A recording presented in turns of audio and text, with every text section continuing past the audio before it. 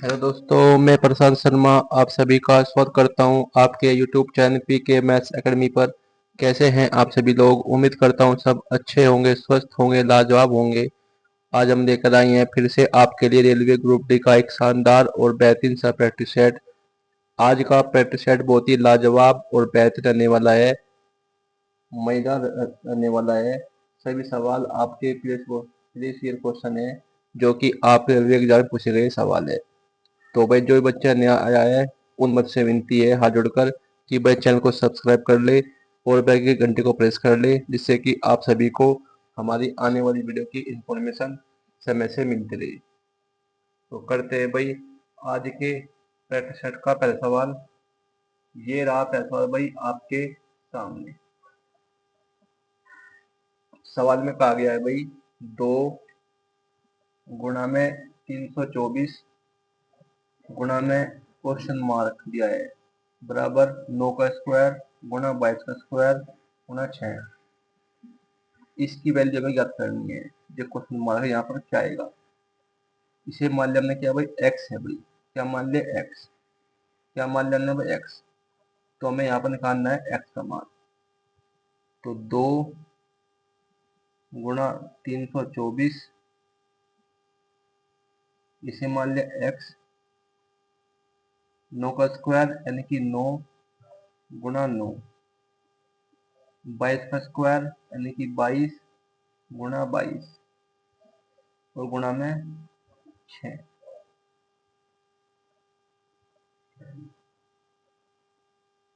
अब 2 से काटो भाई। 2 तिया 6। 3 से काटो भाई। 3 कम 3 3 अट्ठे 24 जाएगा कितनी बार 108 बार। 9 से काटो भाई। 9 जाएगा कितनी बार 12 नंबर 108 जाएगा 12 बार। अब कट्टो से भाई 3 से। 3 तिया 9 3 चौक 12 और कट्टो 2 से भाई। 2 2 नहीं 4 2 जाएगा कितनी बार 11 बार। एक बार कट्टो से 2 से 2 जाएगा 11 बार। 11 गुणा 11 121 गुणा 3। 11 गुणा 11 121 और गुणा में 3। 121 दिया 363। ये होगा भाई इस सवाल का सही आंसर। ऑप्शन नंबर सी होगा इस सवाल का सही जवाब। ठीक है भाई। करते हैं भाई नेक्स्ट क्वेश्चन।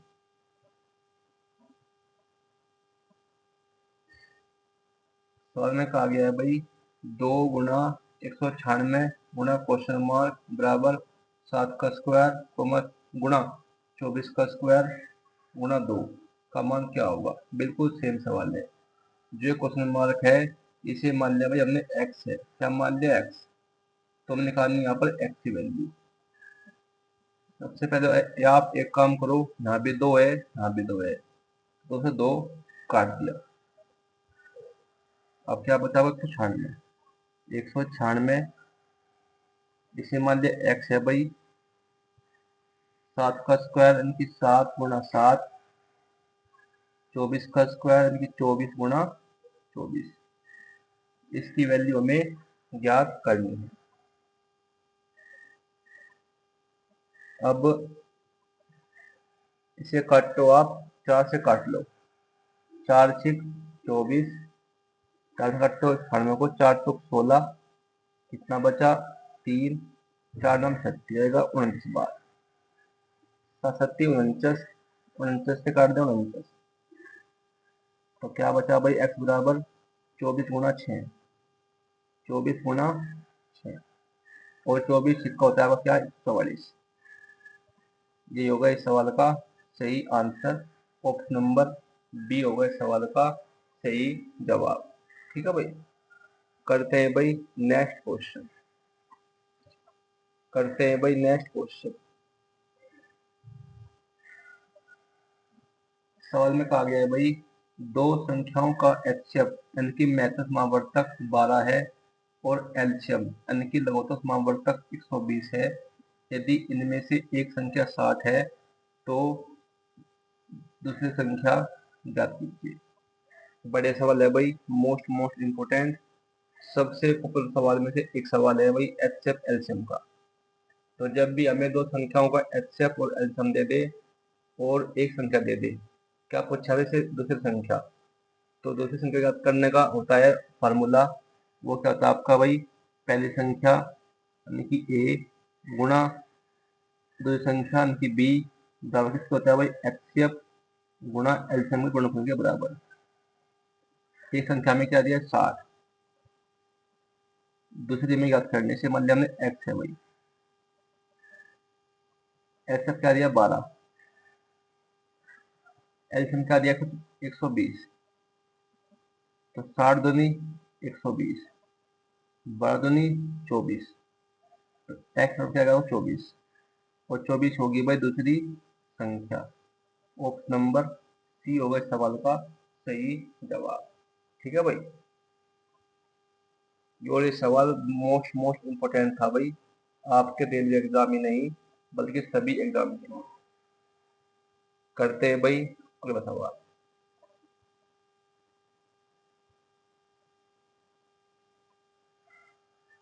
सवाल में कहा गया है भाई, एक संख्या के 73% और उसी संख्या के 45% का अंतर 112 दिया है, तो संख्या याद करिए। संख्या क्या होती है अपने आप में 100%, संख्या क्या होती है अपने आप में 100%, हमने आपको बार बार बताया हुआ है।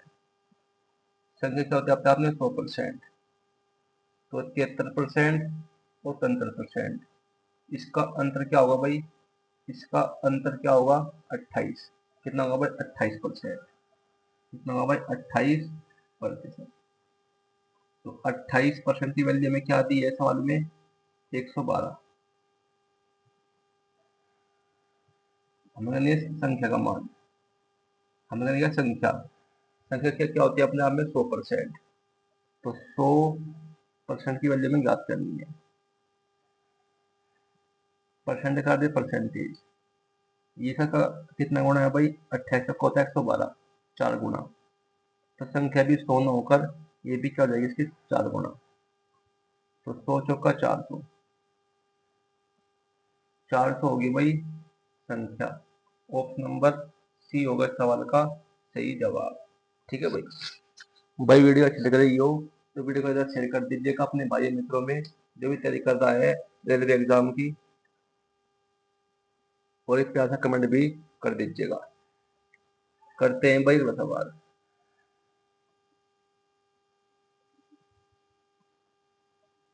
सवाल में कहा गया है भाई, एक त्रिभुज की भुजाएं 20 सेंटीमीटर, 48 सेंटीमीटर और 52 सेंटीमीटर है, तो त्रिभुज का क्षेत्रफल क्या होगा। बड़े सवाल है भाई, मोस्ट इम्पोर्टेंट। इस सवाल को बताएंगे हम आपको एक बढ़िया सी एक धातु शॉर्ट ट्रिक। वैसे तो आप जब भी हमें त्रिभुज की 3 भुजाएं दी हो और तीनों भुजाएं की लंबाई क्या दी हो अलग अलग दी हो, आप इसे कर सकते हैं हीरोइन फार्मूले से, आप इस सवाल को कर सकते हैं हीरोइन फार्मूले से। वो होता है क्या फार्मूला भाई, वर्गमूल के अंदर में S S minus A S minus B और गुणा में एस माइनस सी, ये होता है आपका फार्मूला, इनका फार्मूला। जब भी हमें त्रिभुज की 3 भुजा दी हो और वे अलग अलग माप दी हो तो हम निकालते हैं किससे क्षेत्रफल, हीरोइन फार्मूले से। लेकिन हम बताएंगे इसकी आपको ये धातु शॉर्ट ट्रिक। शॉर्ट ट्रिक क्या है, आपको ये देखना है कि जो ये त्रिभुज है आपका समकोण है या नहीं है। समकोण कैसे ज्ञात करेंगे, अगर यहाँ पर बन जाए ट्रिपलेट, अगर ये बन जाए आपका ट्रिपलेट तो ये क्या आपका समकोण त्रिभुज, क्योंकि समकोण त्रिभुज में ही क्या लगता है आपका ट्रिपलेट। तो देखते हैं भाई, ये कि 20 48 52 और जो सबसे बड़ी भुजा क्या होती है आपकी कर्ण, इसे पहले आप 4 से काट दो भाई, इसे काटते हो आप 4 से, 4 पंजे 20, 4 से काटा जाएगा 12 बार, 4 जाएगा ये 13 बार, और हमने आपको बार बार बताया हुआ है 5 12 13 का होता है आपका ट्रिपलेट। क्या होता है आपका ट्रिपलेट क्या होता है 5 12 13 का। ठीक है भाई, यानी कि जो हमें भुजा दी हुई है 20 48 52, ये क्या आपका ट्रिपलेट है। ठीक है भाई, और जब भी ट्रिपलेट बना हुआ हो तो त्रिभुज का क्षेत्रफल ज्ञात करने का फॉर्मूला होता है आधा, क्या होता है भाई 1/2 गुणा में बेस और गुणा में हाइट। और सबसे बड़ी भुजा क्या होती है आपकी कर्ण, यानी कि ये तो हमें नहीं लेनी है। अब 1/2 आधार कितना है 20, हाइट कितनी है 48, दो तो कट से जाएगा कितनी बार 10 बार, तो 48 गुना 10 480 सेंटीमीटर स्क्वायर। ट्रिक अच्छी लगी हो तो वीडियो को जितना भी हो सके कितना शेयर कर दीजिएगा भाई, और वीडियो को लाइक कर दीजिएगा और पैसे कमेंट भी कर दीजिएगा। तो ऑप्शन नंबर डी होगा सवाल का सही आंसर। ठीक है भाई, अगर आप इस फॉर्मूले से करते तो बहुत लंबा सवाल बैठ जाता। ठीक है भाई, तो आपको चेक ये करना है कि यह संपूर्ण त्रिभुज है या नहीं है। ठीक है भाई, करते हैं भाई इस टाइप का एक और सवाल। और ये सवाल आपका रेलवे एनटीपीसी एग्जाम में पूछा गया सवाल था भाई, मोस्ट इम्पोर्टेंट। सवाल में कहा गया है एक त्रिभुज की भुजाएं 7 सेंटीमीटर 24 सेंटीमीटर और 25 सेंटीमीटर है, तो त्रिभुज का क्षेत्रफल क्या होगा। ये भी क्या है आपका ट्रिपलेट, 7 24 25 का होता है आपका ट्रिपलेट। तो जब भी ट्रिपलेट लगाओ हमसे ज्ञात करना हो क्या त्रिभुज का क्षेत्रफल, तो उसका फॉर्मूला होता है आपका भाई 1/2 आधार गुणा में हाइट। और जो सबसे बड़ी भुजा होती है वो क्या होता है कर्ण, कर्ण को हमें नहीं लेना, हमने मतलब कि 7 से 24 से, तो 1/2 बेस 7 हाइट 24 काटो 2 से भाई, 2 जा कितनी बार 12 बार, 12 सत्ते 84 सेंटीमीटर स्क्वायर।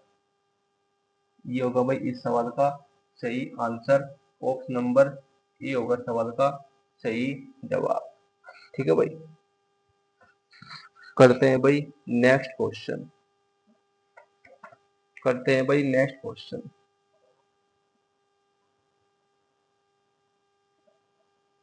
सवाल में कहा गया है भाई यदि a plus B plus C बराबर 8 है और A B plus B C plus C A बराबर 12 है, तो a की cube plus B cube plus C cube minus 3abc इसके बराबर होगा, यानी कि इसकी वैल्यू हमें ज्ञात करनी है। हमें दिया है हमें दिया है a plus B plus C की value, A B plus B C plus C की वैल्यू। अगर वैसे तो आप इसमें लगा सकते हैं इसका फॉर्मूला, लेकिन हम बताएंगे इसकी आपको बिना किसी फार्मूले के डायरेक्ट शॉर्ट ट्रिक। हम बताएंगे इस सवाल की बिना किसी फार्मूले के डायरेक्ट शॉर्ट ट्रिक। और ट्रिक अगर आपको अच्छी लगे तो वीडियो को जितना भी हो सके जितना शेयर कर दीजिएगा और वीडियो को लाइक कर दीजिएगा। हम चाहते हैं जिस सभी का ही भला होना चाहिए, सबका साथ सबका विकास। तो आपको क्या करना है, ए बी सी में से कोई भी वैल्यू आपको 0 मान लेनी है। आपको क्या करना है, ए बी सी में से कोई भी वैल्यू आपको 0 मान लेनी चाहिए। हम मानेंगे क्या सी को बराबर 0, हम क्या मानेंगे सी बराबर 0। जब सी बराबर 0 मान लिया तो हो जाएगा 0 ये 0 ये 0, और 0 की गुणा किसी भी कर दे उसका मान 0 ही आता है। देखा जाएगा भाई a प्लस बी बराबर 8, यहाँ पे 0 हो जाएगा भाई, ये भी 0। तो यहाँ क्या बचेगा आपका ए बी का मान 12, और जब हमने सी बराबर 0 मान लिया तो यहाँ क्या बचेगा आपका ए क्यूब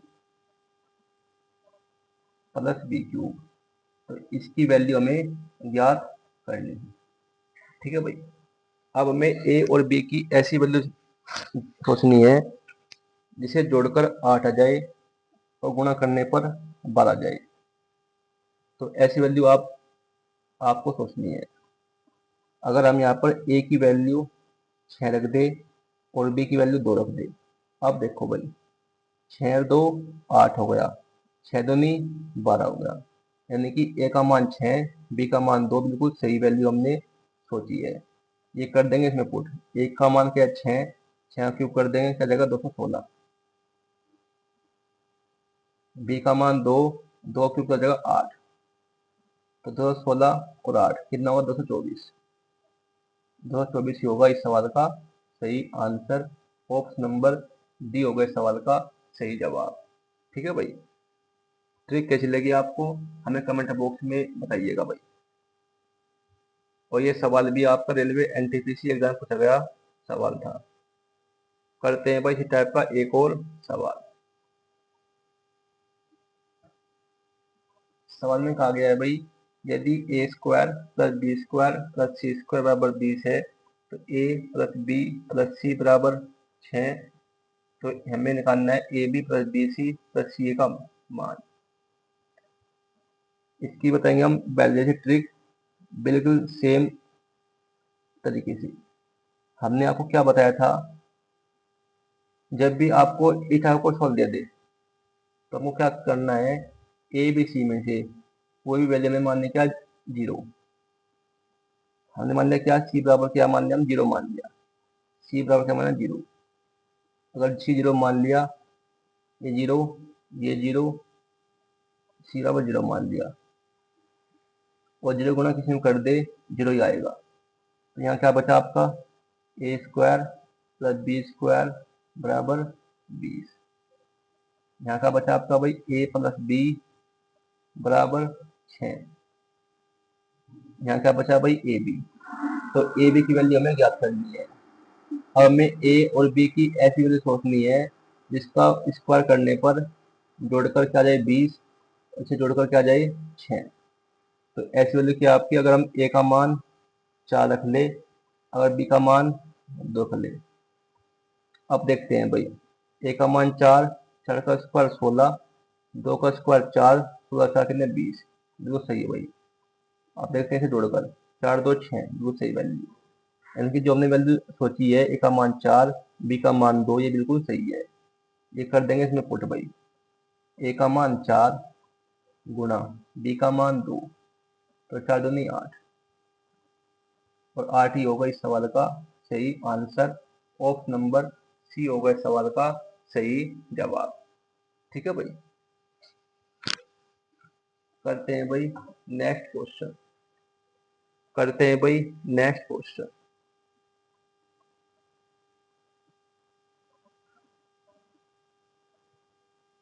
सवाल में कहा गया है भाई, एक निश्चित धनराशि साधारण ब्याज पर 2 वर्षों में स्वयं की 3/2 हो जाती है। साधारण ब्याज की वार्षिक दर क्या होगी, हो जाती है, यानी कि ये क्या दिया आपका, ये दिया आपका मिश्रण।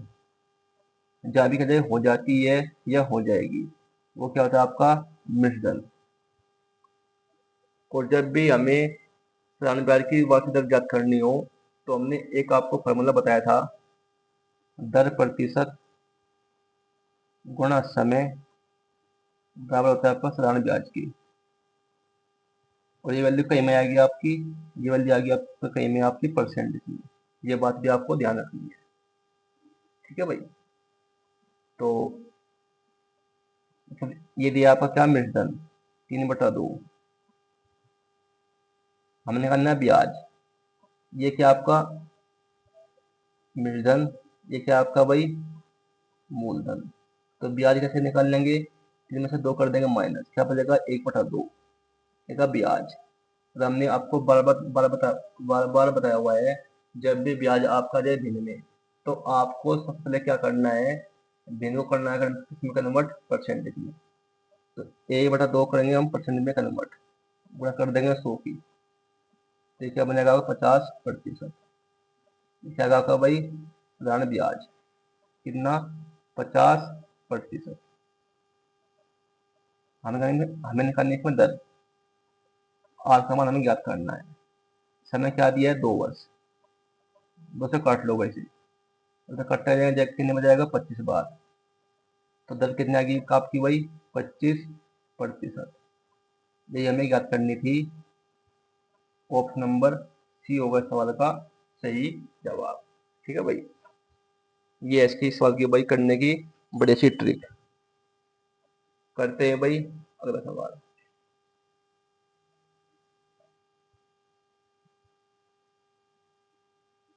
सवाल में कहा गया है भाई, एक निश्चित धनराशि ऋण ब्याज पर 2 वर्षों में स्वयं की 6/5 हो जाती है। जहां भी जैसे स्वयं की 5 हो जाती है, ये क्या आपका मिश्रण। तो ब्याज क्या होगा भाई, 6/5 कर देंगे माइनस, 1/5 होगा ब्याज। और हमने ब्याज जब भी देनी ना जाए, हमेशा आपको कन्वर्ट करना है किसमें, परसेंटेज में।